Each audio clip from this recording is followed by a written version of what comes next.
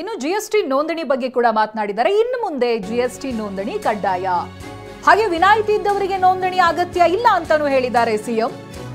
ಅದರಲ್ಲಿ ಹಾಲ್ ಮಾರೋರು, ಹಣ್ಣಿನ ವ್ಯಾಪಾರ ಮಾಡೋರು, ತರಕಾರಿ, ಎಳನೀರು, ಹೂವು ಈ ರೀತಿಯಾದಂತಹ ಪದಾರ್ಥಗಳಿಗೆ ತೆರಿಗೆ ಇರೋದಿಲ್ಲ. ಬ್ರೆಡ್, ಹಾಲು, ಆಹಾರ ಪದಾರ್ಥಕ್ಕೂ ಕೂಡ ತೆರಿಗೆ ಇಲ್ಲ. ಅಗತ್ಯ ಸೇವೆಗಳಿಗೆ ಯಾವುದೇ ತೆರಿಗೆ ಸಂಗ್ರಹ ಇಲ್ಲ ಅನ್ನೋದಾಗಿ ಸಿಎಂ ಸಿದ್ದರಾಮಯ್ಯ ಸ್ಪಷ್ಟಪಡಿಸಿದ್ದಾರೆ.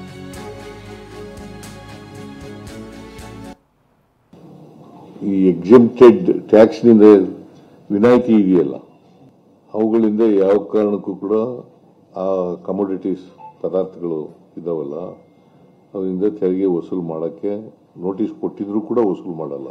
ಈ 2 ವರ್ಷದಿಂದ ರಿಯರ್ಸ್ ಎಲ್ಲ ಕೊಡಬೇಕು ಅಂತ ಎಲ್ಲ ಹೇಳಿತ್ತಲ್ಲ, ಅದನ್ನ ಪರ್ಸ್ಯೂ ಮಾಡಲ್ಲ ಅಂತ ಹೇಳಿದ್ದೀನಿ. ಅವರು ಬಹಳ ಸ್ಪಷ್ಟವಾಗಿ ಏನ್ ಹೇಳಿದ್ದಾರೆ ಅಂತಂದ್ರೆ, ಈ ನೋಟಿಸ್ ಬಂದದ್ರಿಂದ ಸ್ವಲ್ಪ ಗೊಂದಲಗಳೆಲ್ಲ ನೀವು ಉದ್ಭವ ಆಗ್ಬಿಟ್ಟಿದ್ದಾವೆ. ಮೊದಲನೇದು ಕಡ್ಡಾಯವಾಗಿ ನೋಂದಣಿ ಮಾಡಿಸ್ಕೊಳ್ಬೇಕು ಅಂತ ಹೇಳಿದ್ದೀನಿ, ಒಪ್ಕೊಂಡಿದ್ದಾರೆ.